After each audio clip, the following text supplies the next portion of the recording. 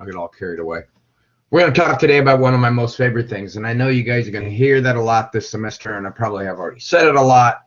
I always joke with my students that kind of everything is my favorite thing, but for different reasons, you know. It's kind of like your kids, you know. Which one do you love more, Dad? You know, us and me, or my brother or sister? It's like, yeah, you know, I love you equally because I love you guys in different ways, you know. The love is not that simple where you just say, boom, you're loved, you're not loved, or whatever. So what I love about this chapter, well, to me, it's a cool story. It's a really, really fascinating story to me to think. And what really sort of boggles my mind more than anything is I always kind of use the analogy, and maybe I said it before, I'm sorry if I did, where like when we're going to talk about the history of life on Earth, we're going back 4.5 billion years because we think that the solar system formed about 4.5 billion years, and you've probably seen stuff on TV. It was basically rocks kind of lumping up together, making bigger rocks, and eventually planets. And some of those rocks got so big they made stars. And, you know, this isn't an astronomy class, but that's still really interesting. But that's going on about 4.5 billion years ago. And the Earth is forming about that time. And about 1 billion years after that, life starts, although I think I mentioned before it might have even started before that, started and didn't work, and started and didn't work, which to me, wow, that's kind of cool anyway. But here we come along as humans in the last, smart humans, I don't know exactly where you draw the line there, a couple of million years or something like that. And we're trying to figure all this out. It's like walking into a movie, say like a 3 or 4 hour, one of them really long movies. Some of them are really good when they're long. Some are just way too long. But anyway, walking into like a 3-hour movie in the last minute or so, sitting down and trying to figure out the whole plot or the whole story by that last minute, you know. I guess to me, some folks that would be sort of daunting to them in the sense of, wow, we'll never figure it out, and that'd be a problem. But to me, the fact that we don't ever figure it out completely is still a fascinating part. It means it never stops being a mystery. So we always are looking, and we're always finding out new stuff. So I'm going to bring you guys into the movie in the last minute, and I'm going to tell you what's been going on. You're not going to be able to see it, and I'm going to relay it to you based on the way it was relayed to me. And one of my favorite stories as a kid was Fahrenheit 451, the Bradbury book. Did you guys, that's not how you spell Fahrenheit, is it? I don't know. Who cares? Did you guys ever read the book or see that movie? Maybe if you were into... Oh, that's an awesome story. Gabriel, do you remember the, or do any of you remember the significance of the temperature 451?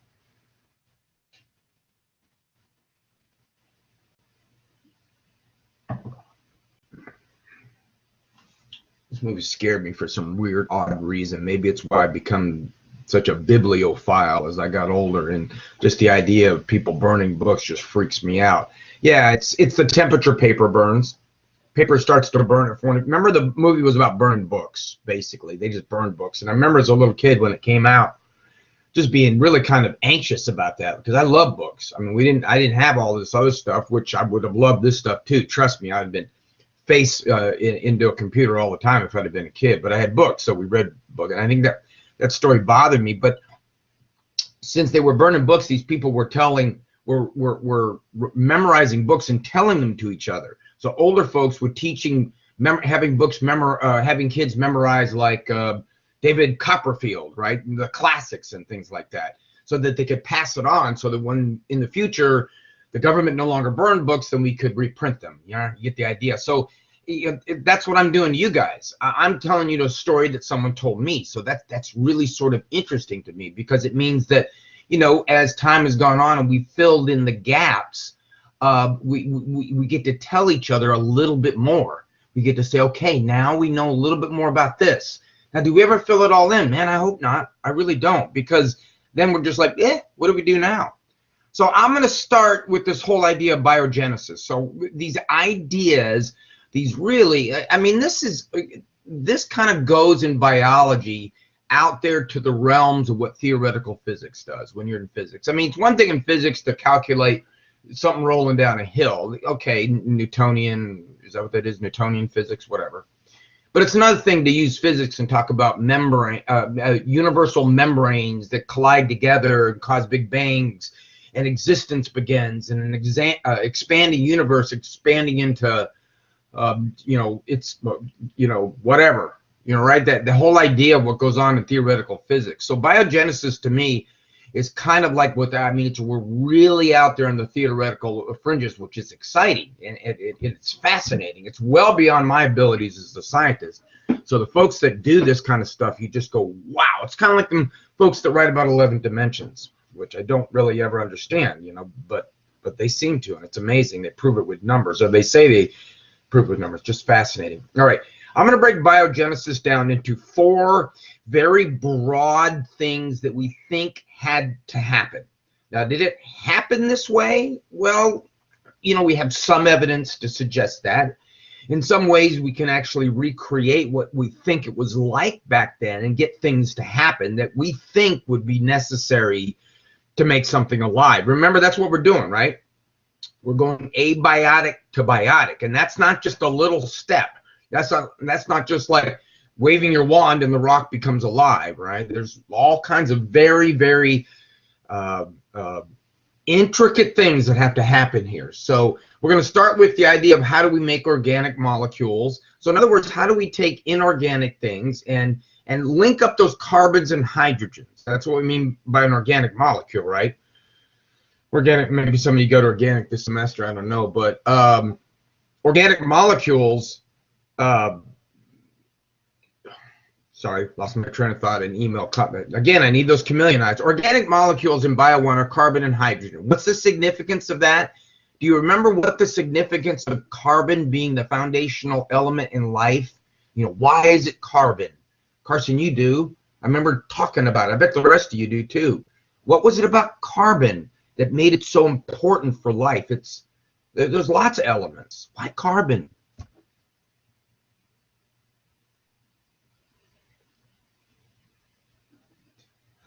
Tinker toy, tinker toy, tinker toy, tinker toy. Carson, maybe you remember that. The rest of you going, what? Tinker toys. Anybody play with tinker toys? The little round things? Come on, Carson, help me out. With the holes drilled in the side. You could make everything out of a tinker toy. You could make giraffes and airplanes and all kinds of cool stuff. But because of the way tinker toys were designed, you could make anything. Carbon, right? It's got 4 valence electrons. 4 valence electrons. Yeah, see? 4 valence electrons. That means how many bonds can carbon make until it fulfills the octet rule? Come on, Bio 1, don't forget it. And it's chemistry. Yeah, 4 more, right? So carbon can really make, you can do lots of things with carbon, just like you can do lots of things with those tinker toys. You can link them together, you can branch them, you can make all them things you learned about in Bio 1, your carbs and the lipids, the nucleic acids. Ooh, those are important ones. Who am I forgetting? Proteins, holy cow. And the proteins, right? So, those molecules with carbon, because of carbon is very, you can accessorize it. You can do lots of things to it, make it in circles, make double bonds, rings, place double bonds so you can cause molecules to bend or not bend or bend in a certain way. Phospholipids, for goodness gracious, right? All that stuff. All right, so that's the first thing we're going to talk about. How do we think maybe that happened? How do we turn little into big? How do we go monomer to polymer? That's number 2, right? Macromolecule. Ooh, okay. Now number 3. How do we start packaging these molecules? So if we assume that these very primitive type of respiratory or metabolic chemical reactions were occurring. Okay, chemical reactions can occur, but they're not necessarily metabolic. If that was occurring in this soup, how did we get to a point where parts of the soup are being walled off into cells or protocells?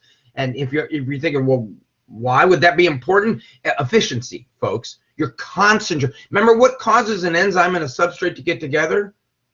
Anybody remember what enzyme A, substrate A? I mean, I know they must have to fit. They have to fit, lock and key. But how do they get close enough to even try to fit? Do they seek each other out across the long expanses of the cytoplasm? Hello, enzyme. Come see me. Is that how that works? Yeah. They bump into one another. You can increase the chance of them bumping into one another by heating them up, right? Not too far because they're proteins, or confining them, putting them in a littler, smaller volume. All right. So this protocell would have been more efficient. What's the goal of evolution? Why do organisms adapt to their environment? So they're what?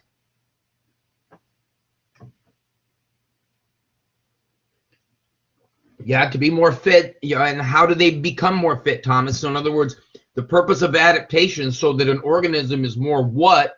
So it can leave behind more offspring. That is, be more fit. Yeah, they leave behind more offspring. But what are organisms trying to do when they're adapting to their environment? What is it they're trying to do? Think about it. They're surviving, yeah. And how do you best survive? Of everybody in the group, how are you the one that survives the best? What are you doing the best? Oh, there's so many words. What do you do when you adapt? Okay. Oh, you're becoming efficient, right? Sorry, it was me. I was just not finding the words to help y'all along. You become efficient, right? You become a faster runner because that means you can catch more prey. You're more efficient. For every time you chase a prey animal, you catch them 3 times out of 10, where your buddy only catches them 2 times out of 10 because you're faster, you're more efficient. Same amount of effort, but he chases 3 times and catches just 1, and I catch 2. See what I mean? So these things, these protocells, non-living things packaging together would have increased efficiency. The reason why I'm spitting all over my keyboard here. Anyway, the reason why atoms get together, make covalent bonds and ionic bonds and all of them bonds, and the reason why hydrogen bonds bond together, and the reason why protons and electrons, I just made up a new particle, electrons circle each other. It's all about efficiency, stability. The reason why enzymes do what they do, okay? Big picture. All right, now the last thing that needs to happen, or the next thing the next thing that needs to happen is we have to have some way to remember how to make these big molecules. See? So rather than just letting these big molecules kind of randomly collect, and oh my goodness, look at that. We got a molecule here that can actually do some really simple sort of metabolic things. What do you mean metabolic things? Remember, the purpose of respiration is to take a molecule, right, break it apart, release the energy, right? Whether that was the carbohydrate you were using to make ATP, or when you use the ATP in your muscle cells. That's what, remember, what goes on in the mitochondria, right? In the mitochondria, you're using food, the energy in food, protons, to turn on that proton pump, to pump those protons to make ATP. Okay, please don't forget your Bio 1, because that really helps understanding what we're doing here. Now, those are relatively complex molecules. So what, yeah, right, it's like glycolysis, right? That's what we're doing there. So now we need, and the molecules that help do glycolysis, the enzymes. Yeah, that's right, Jeff, for the enzymes. Maybe not the proton pumps, because glycolysis is, you remember before all that, but the enzymes are specialized proteins, and they have a special shape. And do you remember what the primary level of protein structure is? Do you remember what that is? When we say the primary level of protein structure, we say, oh, that's the what of the protein? I ask the sequence of the amino acids. Now, that's methionine, isoleucine, leucine, blah, blah, blah, blah, blah, blah, blah. That's, this one, this one, this one. And the order is important. That's why we talk about it so much in Bio 1. If the order just randomly comes together in a macromolecule, and woo, look at this, it's happening, that's cool, but it's random. So the last thing we need to do is remember. Something's got to remember the sequence, Mark. Good word. Somebody's got to remember the sequence of amino acids to make these proteins that'll do these things. Get it? So, I mean, I'm really big brush here, big brush, but you can see when we're trying to go from chemical, excuse me, a non-living chemical to living chemical, what we're basically saying is if you got molecules that can do this special thing, this respiration thing, and I'm going to talk about photosynthesis, but you understand, if you got molecules, proton pumps, ATP synthases, whatever, that can do that, it's good if we can remember how to make those. Efficiency. Efficiency, energy being released in an efficient way. And then the rest we're going to talk about is that, you know, after the spark goes off or whatever you want to call it, then the progression of life after that. So if I don't wear myself out by the next couple of slides. Any questions on that? You know, I just noticed the other day I was watching myself on TV that you can actually see me up much closer than I think. So I'm sorry if I like rub my face or something. Like, just want to make sure you're not looking up my nose. Yeah. Okay, so let's take a look at the early Earth, what we think it was like. Now, how would they possibly know this? Well, one of the ways they know this is oftentimes when ice forms in glaciers, and the further down or the further deeper in the glacier, the older the ice. It's kind of like sedimentation in rock, right? Like Lamarck's thing. But oftentimes when water freezes in the glaciers, it traps air bubbles, and in those air bubbles is a sample of what the atmosphere was like back then. And it even happens in rocks somewhat too. In rocks, like in volcanoes, you know, they're bubble, and they're cooling off. They may sometimes trap these microscopic air bubbles, these little tiny needles to extract that air, those gases out of there, and they can get an idea of what it's like. It's a paleo climatologist, they're called paleoclimatologist. Oh, folks are looking at the climate from back then. But anyway, the early Earth's atmosphere, yeah, it is. Yeah, it is. It's just amazing to think. And then you think, well, gosh, you know, you're really assuming a lot. Well, also looking out into the universe, we can kind of see the way planets go through this, these processes of as they're becoming planets. And some of them stop at a certain place, and some go too far, and something weird happens, like, you know, Mars. And Venus is very much like us, of all the planets out there as far as the Earth goes, but it's got that really heavy carbon dioxide layer. It makes it really hot, like lead lakes hot. That's not going to work. The early Earth's atmosphere was reducing. Help me out here, folks. Reducing. Think back to Bio 1. Think back to maybe chemistry. Think back when you've seen these terms: oxidation, reduction, and sometimes together, maybe redox. Let me remember what that means. Oxidation, reduction, redox. Even if you have chemistry, I'm not sure you've gotten into this yet, but thanks, Thomas. That is a chemical thing. Anything more than that. Now, again, if you're in my Bio 1, you know this. So, Carson, if you're having troubles remembering, then that's, you know, because I know I told you this. Yeah, good. Thank you, Nicole. Right. Gaining or losing of electrons, all right? So we live in an atmosphere right now that is more oxidative or reductive. The atmosphere we live in now, Earth's atmosphere, is it more, thank you, Carson, that's right. Is it more oxidative or is it more reductive? If you were going to say some, you know, chemical nature of it. Yeah, good. Think about that for a second. Think about the word I'm saying. It's more oxidative or more reductive. Think about one of the very principal gases.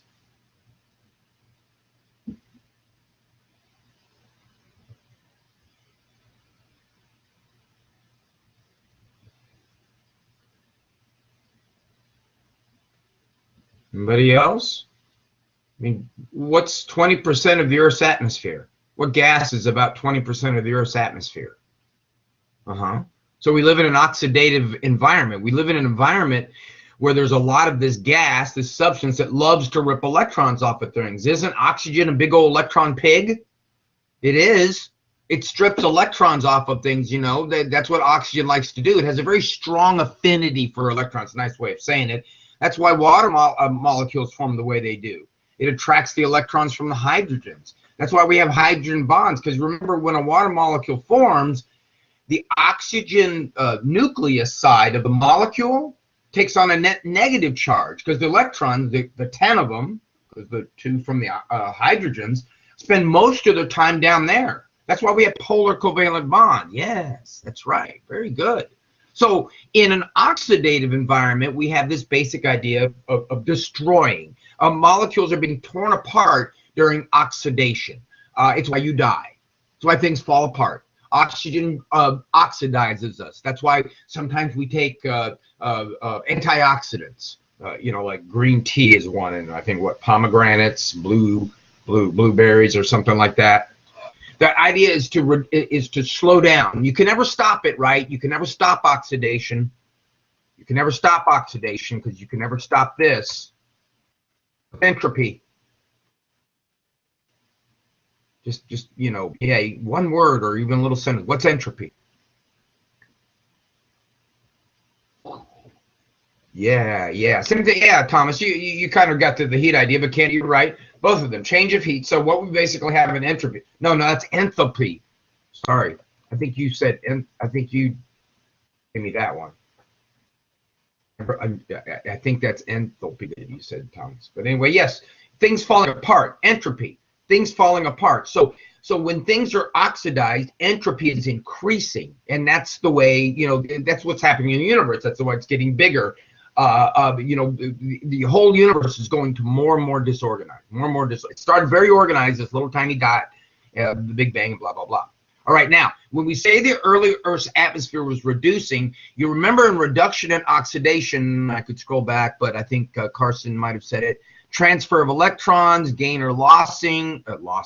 Nicole said the gain or loss of electrons, okay. When something's being reduced, electrons are being added to it. Remember, that's the weird thing, because why is it reduction? Because the charge is being reduced. Remember, in sodium chloride, chlorine became negatively charged, right? So that's why reduction, that's why it's called reduction. So in reduction, we're adding electrons to things. And in the very subatomic way, you're building something. So reduction is a building up of molecules. It's going monomer to polymer at the very extreme, right? It's going simple to complex. And in an oxidative environment, it's the opposite. Things are falling apart.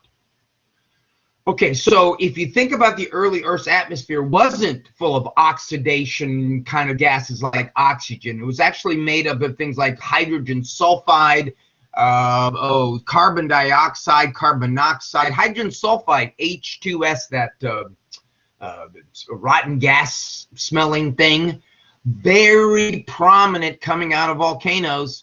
All the gases that we think would have contributed. Early Earth's atmosphere had no oxygen. No, little time. I think none. So the early Earth's atmosphere was actually the reverse of the way it is now. We had these huge volcanic eruptions, and these were spewing all these gases out into the atmosphere, and they were very reducing gases. They were gases that made it, conducive for making bigger molecules, for making polymers. Now, you'll remember, I hope, from your metabolic chapters in Bio 1, that when you go little to big, right, when you take a little molecule and you make a bigger molecule, or, let's just call on something, there we go. Or if you do something like this,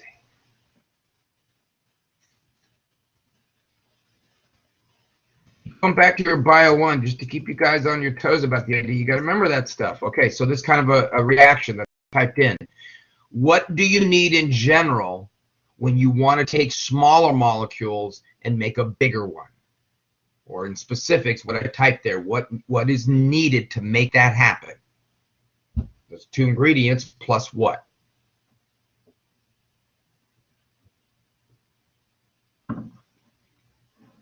That's right. You need energy to do that. Whenever you are creating molecules, whenever you're engaging in processes that are more reductive, more conducive for polymers, whenever you're making little into big, whenever you're adding a phosphate ADP, you need energy. You can't roll a boulder uphill in the analogy. You need energy to do that. It doesn't do it spontaneously. Where did the energy come from? Since there was no oxygen, there was no ozone.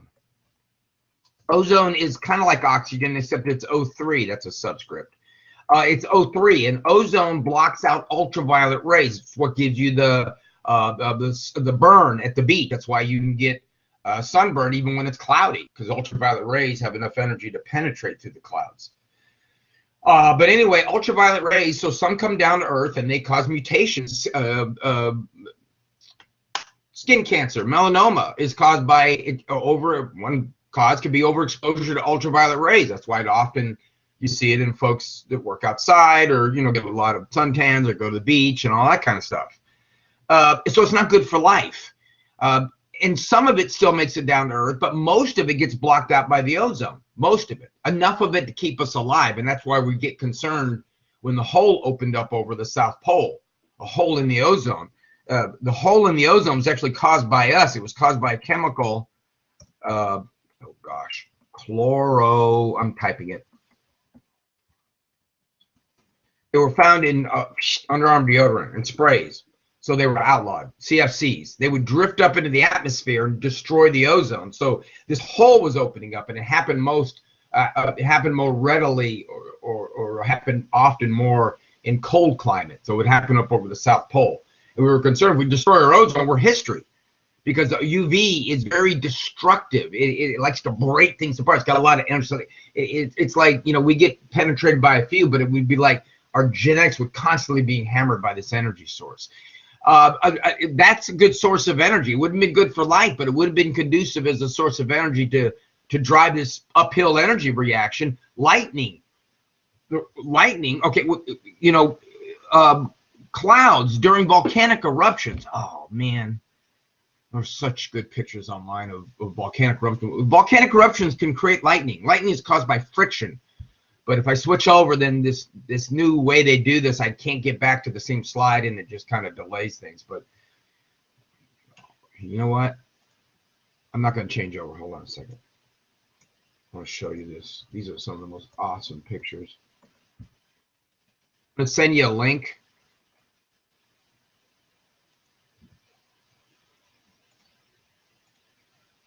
And then you guys can click on it. It'll open up. At least you can see it.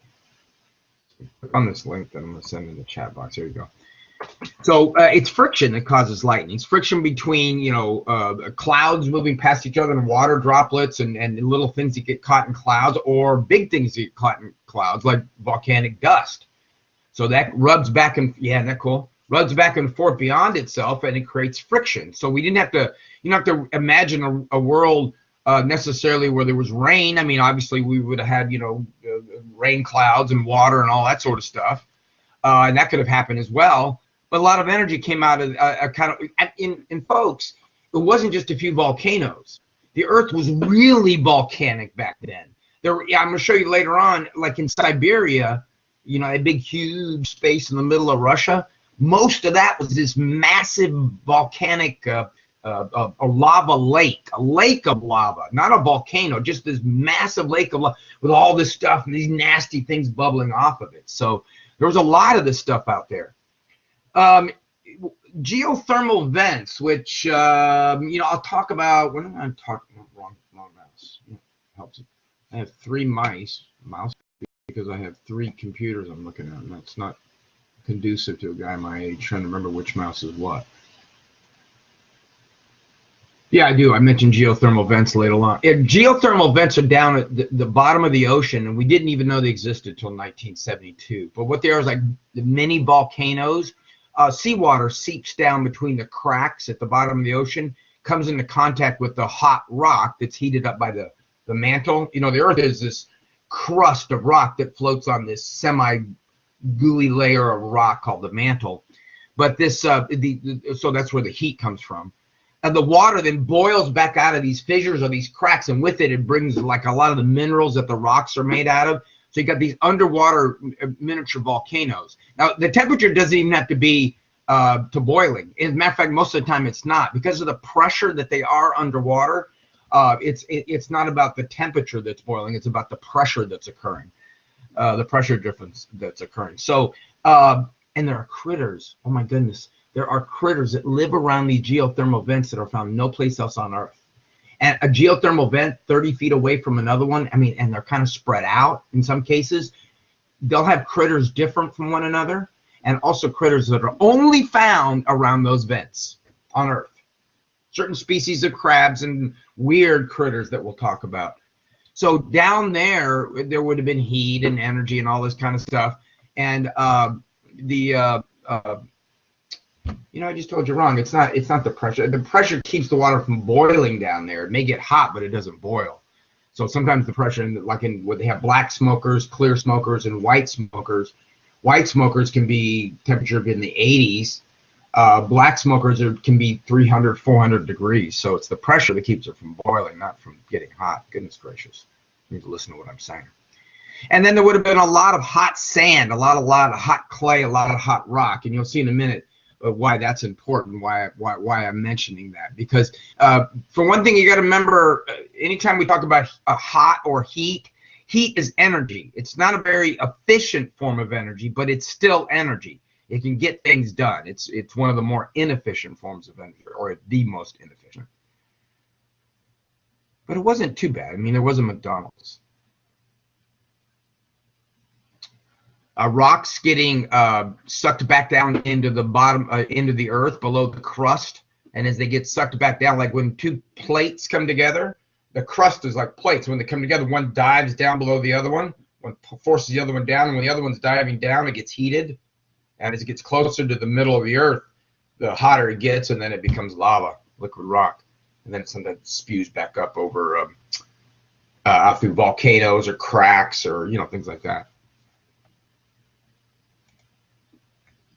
Yeah, isn't it? Yeah, look at some of the videos, and I have a picture of one of the hot lava dropping into the ocean in Hawaii. It's really kind of cool to watch. All right, let's go back to the very beginning. Let's go back to how do we think we got life from non-life. Now, this is, you know, this was the old spontaneous generation. The idea where I throw out a chunk of meat, I come back in a few days, and there's flies. I'm like, oh, the meat gave rise to the flies. Obviously, they missed something, right? It's the maggots, okay? Or they put the maggots on the meat and even thought that the maggots came from the meat. You know, they didn't understand where the maggots come from, but they hadn't seen them. But the flies were coming onto the meat to feed, and they were depositing their eggs, and then they couldn't see the eggs, and the eggs were hatching as maggots. So that was spontaneous generation, that non-living can give rise to living. So Pasteur, the fellow who came up with how to pasteurize milk, Pasteur also, conducted this really important experiment that I know you guys have probably seen before, but let's go through it. It's not only a great model of using the scientific method, but it really does an excellent job of refuting. Remember, theories never prove or disprove; they refute or confirm this idea of spontaneous generation. So here's what Pasteur does. He takes a broth of soup broth, things that would spoil, and he heats it up and sterilizes it, and after a while it spoils. No surprise there. So people who were into the spontaneous generation would have said, okay, well, the sterile broth, which is non-living, gave rise to living. What is it that they weren't seeing literally about this? What is it they couldn't see that would have answered the question for them? Yeah, of course not. Their microscopes, even if they had them back then, weren't good enough. So you can't see it. It doesn't exist, right? That's the way they were looking at it. So here's what Pasteur does. He says, no, I think there's something out there that we're not seeing. That's where he pushes the envelope. First of all, he takes the broth and he sterilizes, and then he seals it off. And he seals it off, and what happens is nothing grows there. So he says, see, you guys are wrong. Because if anything was going to grow there, then, the sterile broth would have given rise, but it didn't spoil. So obviously whatever made the broth spoil the first time around must have come from the outside. Y'all agree with him? Would you? Yeah. So would I. But is there something that he might be missing? If you were to improve that experiment in one way to make sure indeed it was something that came from the outside, what would you argue against him? Living things, in order to survive, need something other than just other living things to give rise to them, right? You need other things. You need gases, don't you? You need oxygen. Right. So the argument against him could have been, well, what you did, Pastor, when you sealed it off is you prevented these non-living things access to things they needed, oxygen or moisture. That's a very reasonable argument, isn't it? I mean, it's one that maybe we don't think of now because we know the answer, but back then, that's a very reasonable argument against them. So Pasteur, being the right scientist, said, all right, here's what I can do. I can revise my hypothesis, which is the brilliance of his work. And he makes this, swan neck flask. And a swan neck flask is going to work the way the trap in your sink does. If you drop something down the sink tube drain, it can get caught in the trap. So Pasteur says that I think these microorganisms that I can't see, these little things that are alive, I think that they're heavy enough they'd get caught in the trap. And even if they didn't caught in the bottom trap, they get caught in the top trap. Regardless, they wouldn't be able to get in on the broth. Sterilize the broth, leaves the trap. Microorganisms can't make it through, but what can make it through? Microorganisms, just a little bit too much. Gases. Sure, gases can be exchanged through that swan neck thing. So he's like, now what? Now what do you say, folks? And then he goes, and then this is probably the brilliance. And this is when it's like, bah, you talk about Pasteur. Pasteur says, I'm not prove, but I'm going to put one more nail in the coffin, one more refutation nail in the coffin of spontaneous generation. I'm going to show you that came from the outside because I'm going to break off the top of this swan neck thing that was keeping him out, let it sit, and it spoils, just like the one at the beginning. See how that worked? Brilliant. All right, he had the control, and then he actually was able to revise his hypothesis to deal with the legitimate criticisms of his experiment. So spontaneous generation does not happen. You can't get non-living. You can't get living from non-living.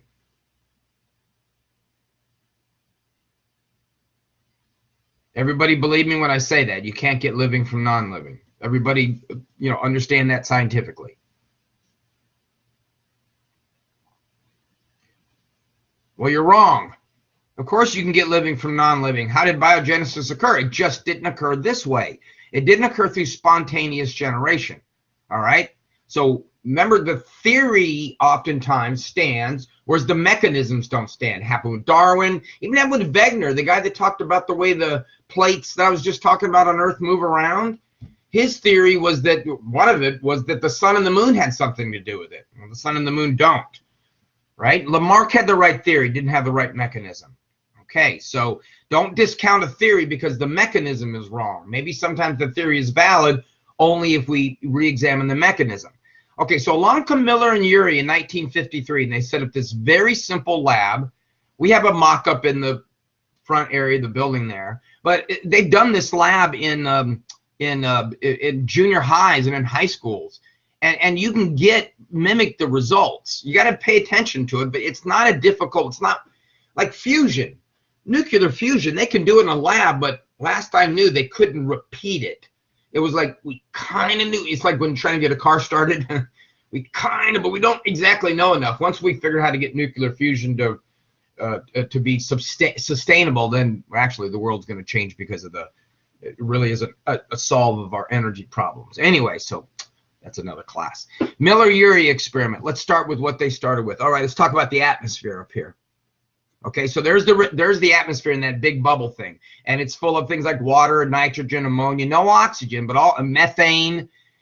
They don't have hydrogen sulfide in there, but it would have been full of that, hydrogen, all these reducing gases, reducing atmosphere. Now the electrodes, there would be lightning simulation. All right, coming from the clouds, from the volcanoes, the massive amount of volcanoes, or the rain, or whatever the case might be. And of course, you would be shocking the atmosphere, and you'd be shocking these clouds of gases that would move together, including the water. And as the water pellets would coalesce, they would condense. That's would happen on Venus. It does happen on Venus. All right, now for just a second, skip the end right down here, because I want to set up the whole thing first. And then the water boils back off of the ocean that you see right there. Okay, and why does it boil? Well, in our Earth, the sun. Water vapor is then returned back to this big bulb where it gets shocked by the lightning. So the water vapor from the ocean is mixing with this reducing atmosphere, and you do that a bunch of times, many cycles during a week. Now back to the thing I want you to skip at the bottom. Look what you get. You get organic molecules. Not only do you get organic molecules, you get some amino acids. Do you get all the amino acids necessary to make life? No. Do you make life? No. But do you start the path of biogenesis, the organic molecule formation, where you can then accessorize and change and modify and get really sophisticated? Yes. That's what you've done. Now, many cycles during 1 week. Let that happen many cycles during 1 billion years, 500 million years, right? You see what I'm saying? It's all about scale. And even if it didn't happen in the atmosphere, on the left is a little inset picture of one of those black smokers. This is underwater. And again, you know, let me correct my mistake. The pressure keeps the water from boiling, keeps it from turning to steam, so it stays liquid, hot water. It'll be 450 degrees Fahrenheit, and since water boils at 212, but because of the pressure that it's under. Water boils and turns to a gas, you know, on our stoves because because of the pressure. The pressure of the boiling water overcomes the pressure of the gas pushing down on it. Boils up. So they stick that probe in there to see what the temperature is. But if this didn't happen in the atmosphere, or maybe this wasn't the only place, it could have happened around these geothermal vents. It could happen in lots of places. It could have been brought to us by extraterrestrial, not beings, extraterrestrial things, comets or asteroids. They could have brought amino acids, this thing called panspermia, which years ago used to get laughed at and sniffed at by scientists. But now we go out and we've determined that on some of the asteroids that we've sampled, that we actually find some precursors of these organic molecules. Even some of them being the amino acids. And the early solar system was a pinball. Ay, ay, ay. Am I back? Okay, good. Gosh, I don't know where I left off. Panspermia. Oh, okay. And the early atmosphere, or early solar system, was a pinball gallery. There was all kinds of extraterrestrial objects bouncing off. Okay, there was comets and asteroids smacking into the Earth, and they could have all, they could have all had these processes occurring. So again, this is a big jump to say it's living, but at least it's there. At least it's possible. Probable? Maybe not. Maybe 1 in a bazillion. But as long as you can't tell me it's 0 in a bazillion, which it never can be, not in the scientific world, as long as you can't tell me it's 0 in a bazillion, I got to believe that it's going to happen, or did happen, and maybe even happened on other planets. All right? So where are we? We've made little tiny organic molecules. Let's make bigger ones. Let's turn monomers into polymers. If you take monomers in a laboratory and you drop them onto something hot, like a hot plate, you can actually recreate what might have happened in the environment. If you drop those onto a hot plate, or even if you brought in some of the stuff in the environment like sand or clay or rock, and you heated it up and you drop monomers in, including amino acid monomers. Now, what's so special about those? Because remember, proteins are the organic molecule that does the work. Carbs and lipids provide the energy for the most part. They have some other functions, right? DNA provides the info, the directions, but proteins provide the factories, the ribosomes, and all the specialized protein structural and functional molecules that you need. Okay, so polymers, including polypeptides, proteins, have been made by doing that. So here's the early Earth. There's water. This isn't the early Earth, but this is this is what it might be. Yeah, exactly. Of course, what do you need to make polymers? You already told me. What you need to make bigger molecules is energy. There's energy flowing off. You stick your finger in that hot lava and you'll feel the energy. So as that water splashed up onto, maybe not on the hot lava, that might be a little bit too hot there, Cinderella. But as the water splashed up to the hot rock around it, you could have recreated what they've done in a laboratory. you could have started making these polymers. You could have provided enough energy, heat, not the best form of energy, not very efficient, but you could have provided just enough to kind of spark this process. Okay, so there's number 2. That's macromolecule formation. All right, now let's put these macromolecules together. Let's put these working molecules, these molecules that can quote unquote metabolize, these molecules that can release energy, these molecules that can transfer energy. Let's package them. Let's put them inside of a molecule that defines their volume, so the chances of running into each other increase. Protocells are aggregates, collections of abiotically produced molecules. Do you know an abiotic molecule? Do you know an organic molecule in the lipid group that you remember from Bio 1 that would be a great molecule to package something up in?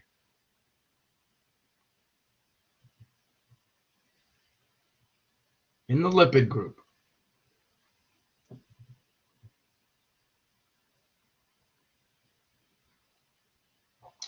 Do you know of a molecule from Bio 1?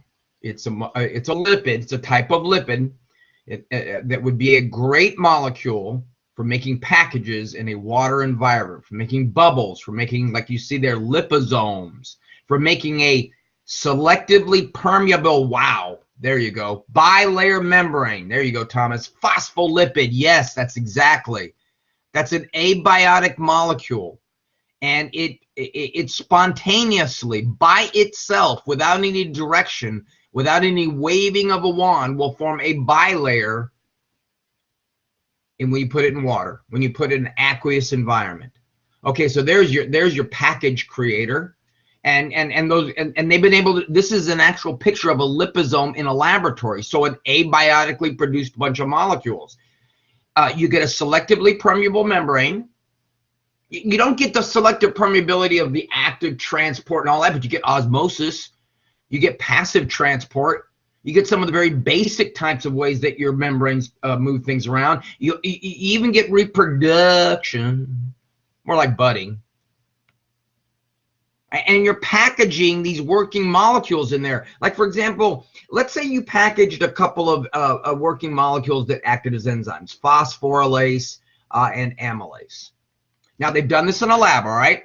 And we're not saying that they necessarily have proof somewhere. It'd be very hard to prove, of course, that back 3.5 billion years ago that phosphorylase was around and amylase was around. But what they've done is they've taken a liposome and they've added 3 things to its environment. Number 1, they've added a source of energy, this glucose phosphate. They've added 2 enzymes, phosphorylase and amylase. Hopefully you recognize those enzymes because they end in ASE. If you give a protocell, or if you put a protocell in an environment of glucose phosphate, which is glucose with those really volatile phosphate groups stuck to them. You remember the phosphate functional group. I certainly can't type it, but I can.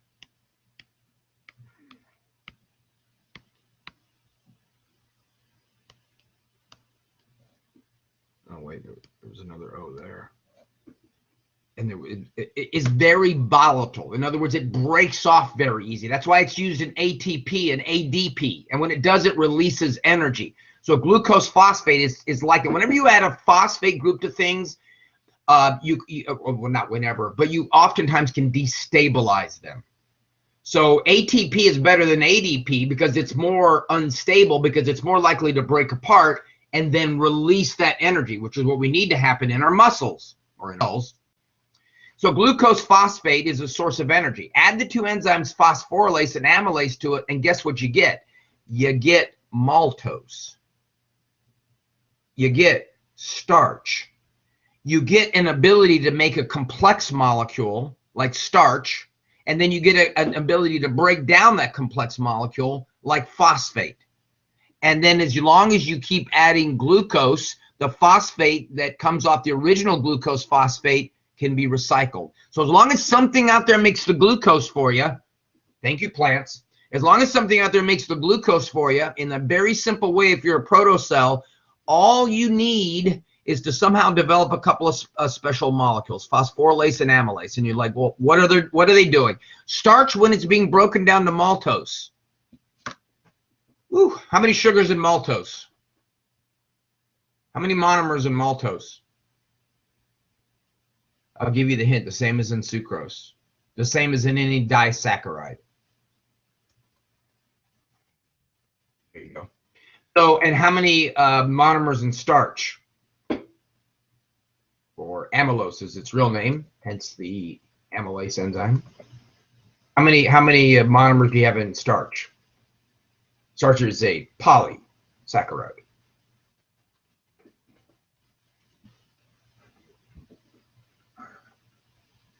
More. Keep going, more. Bunches. Many. Dozens. Hundreds. Poly is many, right? Monosaccharide, disaccharide, everything after that's a polysaccharide. 3 or more. There you go. So you're breaking down large molecules into smaller molecules. When you break down larger to smaller, is that an, ooh, here's a blast. Is that an exergonic reaction or an endergonic? All right, we're going larger to smaller. Which one? Exergonic or endergonic?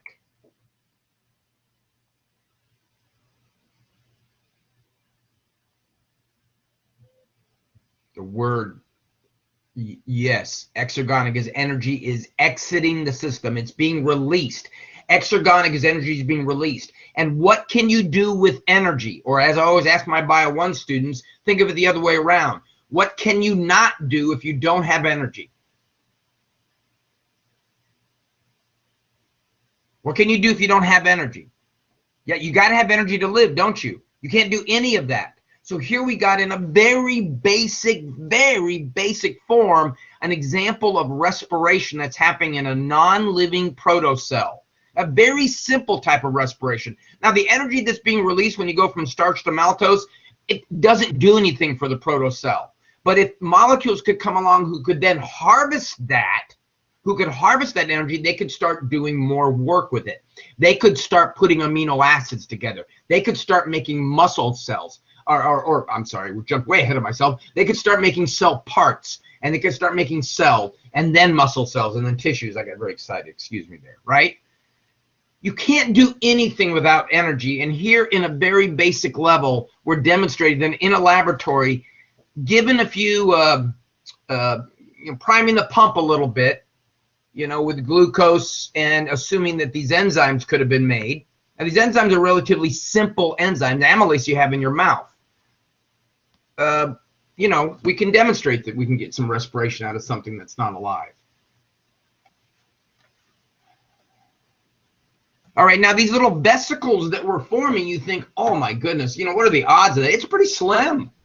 It's real slim. I would think of for every vesicle that was formed, there's probably, a few million or billion or whatever that never made it, never made it to the protocell stage.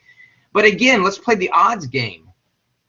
If we did an experiment where we tried to get these liposomes to self-assemble, to make these ones that we see down the lower left, as well as to start to reproduce, in quotes again, if we put that into a lab, how long would that take? Well, we did an experiment. Book describes it. After an hour, there were relative turbidity. Turbidity is how murky the water looks. So the more vesicles, the more murky. So after an hour, you can see where the, comparing it with the blue line, which I'll talk about in a minute, you can see the relative amount of vesicles that were made. Now, if you throw in, a little more of a prime again, so we got a little glucose being thrown in, amylase. Now, if you throw in some precursor molecules, and you throw in a little bit of stuff called montmorillonite clay, I'm sure I butchered that word, montmorillonite clay. It comes from volcanic ash, which there were a lot of back then. It's kind of like the way they make clouds when they seed clouds for rain. If you're trying to get a cloud to rain, and it's not doing it by itself, obviously, what you do is you fly through with a plane, and you drop little crystals, and the water droplets begin to stick to those crystals, and they get bigger and bigger. And the microscopic water droplets, they get bigger and bigger and bigger, and eventually they get heavy and they fall. Blah, blah, we got rain. So in this soup of the earth, all that water that was there, we throw in some of this montmorillonite clay, and I'm done saying that for the morning. If we throw in some of the stuff that we get from weathering of volcanic ash, we increase substantially, look at it, the blue line, the number of these little bubbles that start forming. And then if we throw in some RNA, now where did the RNA come from to begin with? Well, it had to come from a different source, but in the laboratory, if you go blip, and we throw in a little bit of RNA, we found out that these bubbles are very good at wanting to take up the RNA.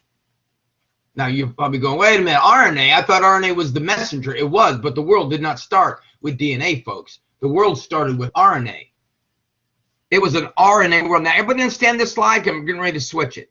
So, again, we're increasing the chances of making these bubbles. So, once again, maybe only 1 in a bazillion make it, but make a lot of them, and you're going to get a hit. It's like if you played all the lotto numbers. Now, yeah, I'm going really in large steps, but what I'm trying to show you is there, and this isn't the only little bits of evidence, but what I'm trying to show you is there are very compelling scientific evidence out there to show you that these kinds of things that we would expect to occur between a non-living environment and one that has living things in it are, at least in a broad sense, reasonable, right? And of course, as we go along, we will dig more into detail of that. Yeah, right. In science, we never want to completely refute something, never say it's definitely not true, because again, that closes the doors. And that's like, I think I've said to you guys, that's like the folks standing over in Europe hundreds of years ago going, hey, I'll bet there is anything on the other side. I'm glad they came over the water, right? So what about RNA? RNA, the world started off, we think, with its first hereditary or molecule of self-replication. It's kind of what hereditary is. We just kind of do with 2 things trying to self-replicate. But when you make gametes, when you go through meiosis and make sperm or egg, you're self-replicating, aren't you? At least you're self-replicating part of you. Your chromosomes, your DNA. So RNA was the first molecule capable of self-replicating, but reproducing. Do I dare kind of say that? Kind of reproducing, right? So in this RNA world hypothesis, before there was DNA, there were these really interesting kind of RNA or sequences of RNA that we call ribozymes. They still exist today. There's the hammerhead ribozyme up in the upper right. And the ribozyme, or a ribozyme, is a sequence of RNA. So it's a sequence of adenines, guanines. Which one? Thymine or uracil is an RNA?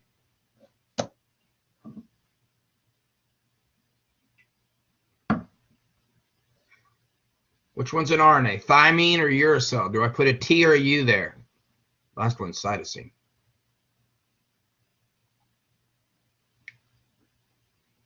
Thank you, Mark.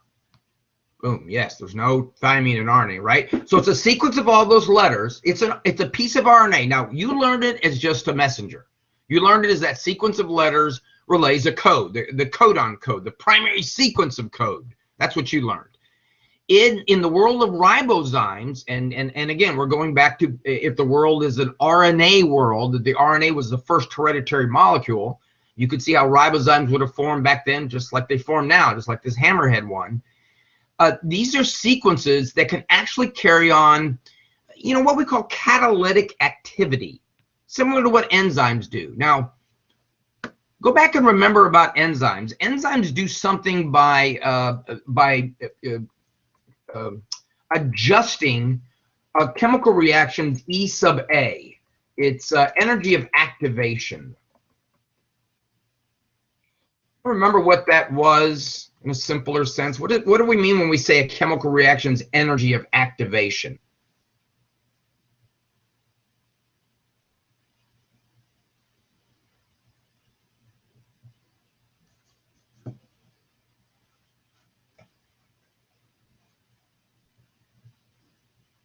Yeah, okay. When the chemical reaction starts happening, Right. How much is getting the work to do? That's right. Remember, there was a curve in probably, and it said, without the enzyme, that's the energy of activation. But with the enzyme, this is the energy of activation, right? The enzymes make things more efficient. Oh, there's that word again. So along comes an enzyme, along comes a ribozyme, along comes a sequence of RNA that has the ability to do that, to stimulate certain chemical reactions that would normally not occur, okay? Probably ones that required an endergonic kind of thing to happen, right? Energy to be used. That would normally have not occurred without these enzyme-like things, these ribozymes. So what do we get out of that? We get metabolism, right? We get a metabolism. We get that characteristic of life where you're able to extract energy out of something and use it for something. You're able to extract energy to use a structural protein or an enzymatic protein or a transport protein or a defensive protein like an immunoglobulin, like an antibody. See, that's life. That's what life is. Life is a very unique, very interesting, very incredible chemical dance that's just somehow, come together and form these creatures that can keep it going. So RNA was a very important molecule, especially when they became ribozymes. Can you remember can you imagine what the world would be like if the first guy who invented ice, or the first woman, I'm not sure if it was a woman or a guy, didn't write down the recipe? Can you imagine what the future, can you imagine what our world would be like now if that had happened? If the first person to invent ice didn't write down the recipe?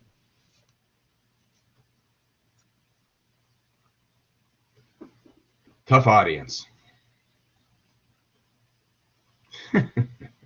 So what we're going to do with this ribozyme, what are we going to do with this really special molecule that may have, randomly come together? What are we going to do to make sure we can do this all again?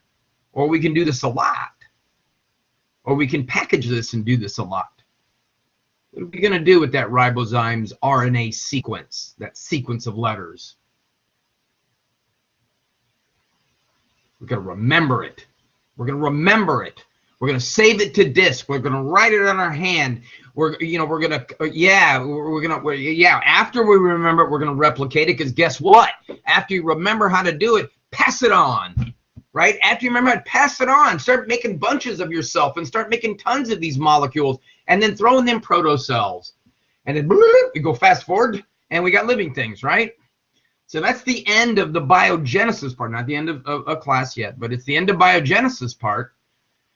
And once again, I have to caution you that I've taken some very broad leaps with what all the little details were. But these are the four, at least at this point, the four milestones that we believe had to have occur to do that living from non-living. So not through spontaneous generation, but through something that makes sense, through something that we can demonstrate in the lab today, to something we can witness in the lab today.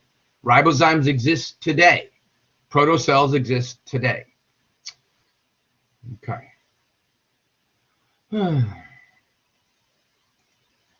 Any questions?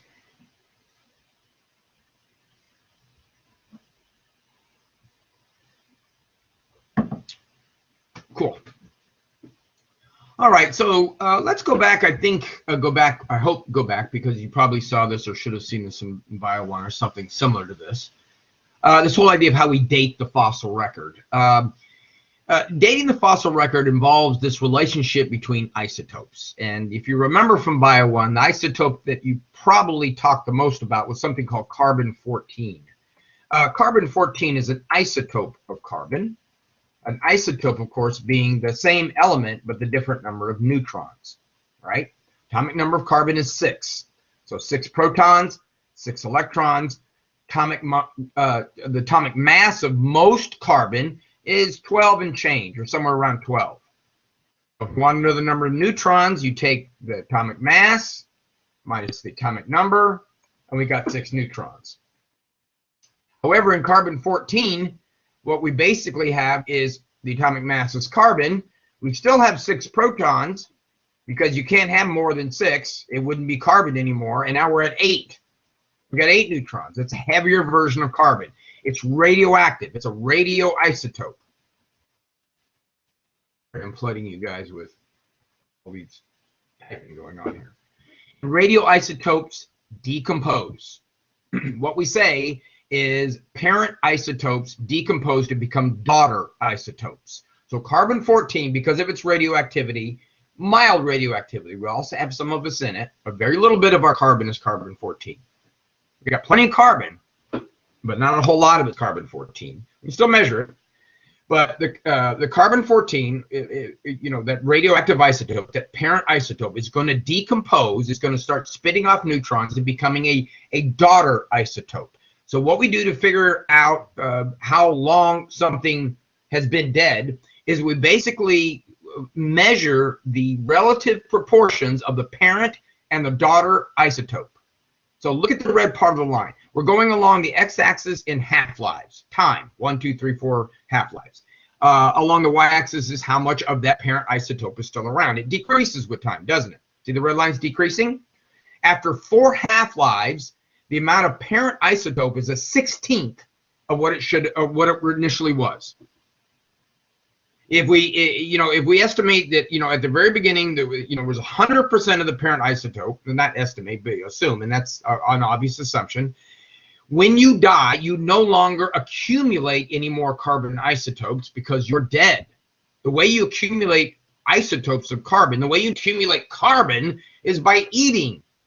So you're dead, you don't eat. So that carbon-14 in your body's not being replenished, it starts to decompose. It's a ticking clock. Steve's dead. After 1 half-life, there's going to be half the amount of parent isotope. After 2, there's going to be 1/4. That's the half.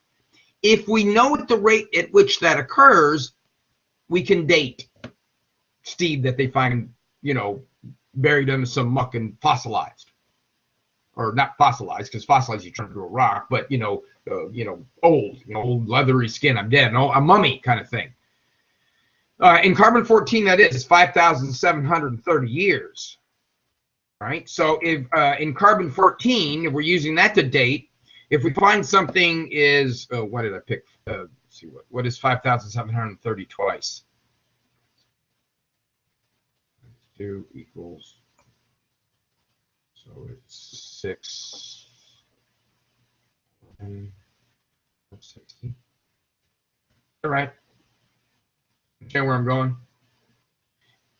If we look at the amount of apparent isotope and there's only 1/4, we know that thing has been dead 2 half-lives for 11,460 years if I did my math right. I did. All right, so that's how we know.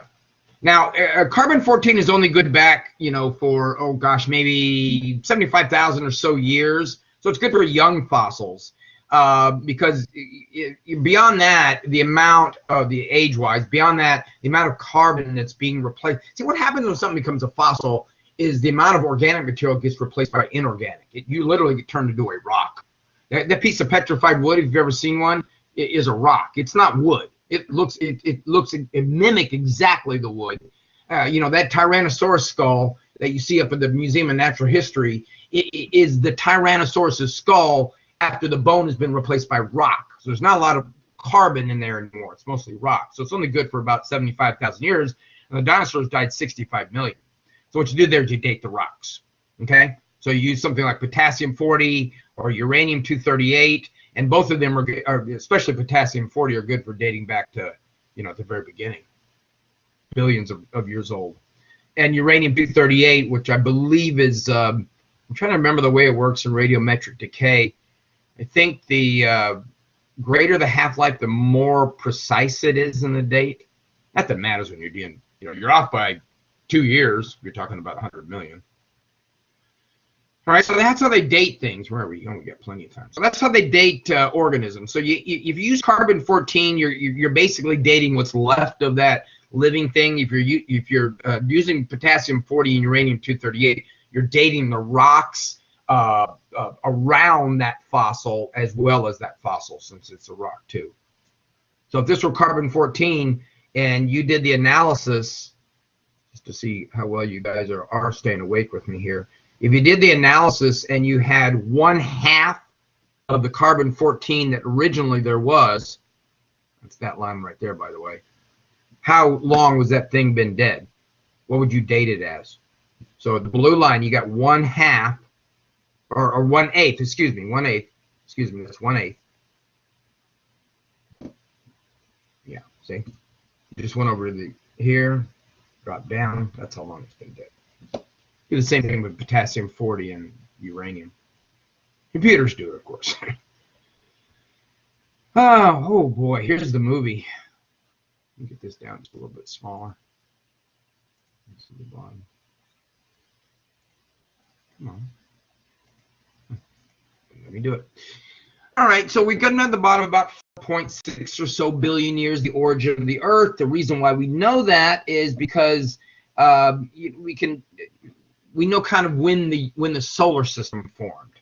And we can predict that the solar system and the Earth formed at about the same time. Before that, it was just a bunch of rocks. It was like a big pinball gallery. So when we say the formation of the Earth occurred, 4.6 billion years ago, what we mean is those rocks came together to the point where they finally were nothing. They weren't just a lump of rocks. They were a planet.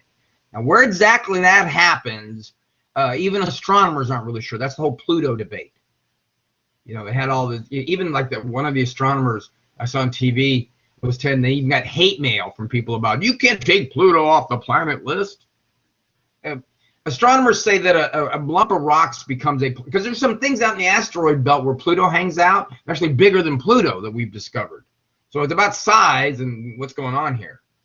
The whole thing about a planet is astronomers tell us that a lump of rocks becomes a planet when it's big enough to be round and act like a planet.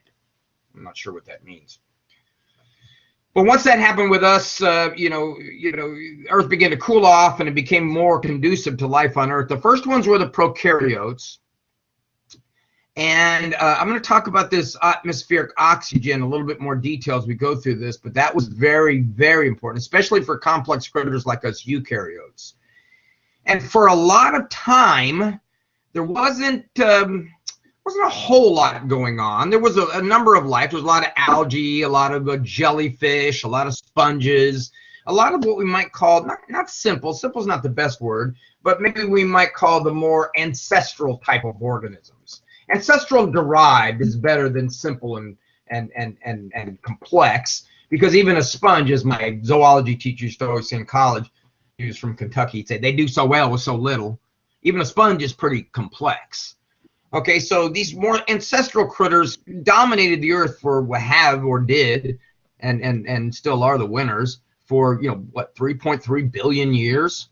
That was pretty much all that was around. Here comes Darwin's problem, the Cambrian explosion, and then after that there was all kinds of things. Most of the animal groups came into being, if you will, or arose during the Cambrian explosion, and then we started getting marine algae and fungus, even animals very early on, right? Even by or colonization of land by animals, and we had fish during the Cambrian or pre-fish organisms, vascular plants, diversification of bony fish.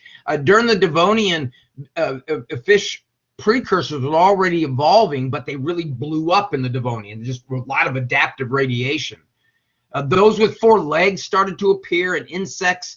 And then it was this waiting around for the plants to basically move out onto land. You see, at about 360 or so million years ago, the Carboniferous period began. The Carboniferous is called that because when they dig down through the rock layer, there's a bunch of peat moss, a bunch of organic carbon, a bunch of decaying organic material. And that's because there was just a boatload of forest during this time. See, these early vascular plants that arose, these colonization of land by plants and fungus, and then eventually animals 440 million years ago, really took off about 360 million years ago. And that means we start to see a lot more organisms moving out on the land. Prior to that, what we had were a lot of amphibians and fish and critters that lived in water and come out of land a little bit or for a short period of time.